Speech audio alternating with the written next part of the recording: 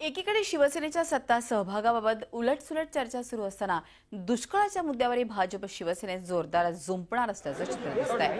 महसूल मंत्री एकनाथ खडसेंनी शेतकऱ्यांबाबत केलेल्या वक्तव्याचा शिवसेना पक्षप्रमुख उद्धव ठाकरेंनी चांगलाच समाचार घेतलाय।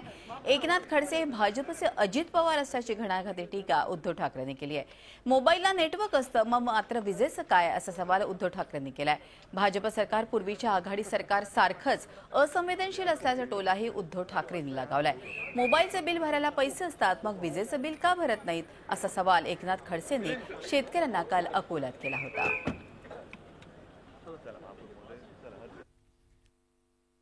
मोबाईलचं बिल भरतात महिन्याच्या महिन्यात 1000 रुपये आले की आपोआप भरतात, कट नको व्हायला, पोलिसी बोलता येणार नाही, बरोबर आहे की नाही? पण त्याच्यासाठी पैसे असतात तुमच्या। तुम्ही इलेक्ट्रिक बिल जो उजेड देतो रात्री दिवसा आपल्याला त्याचं बिल भरायला पैसे नाही, मला काही एवढं पटत नाही।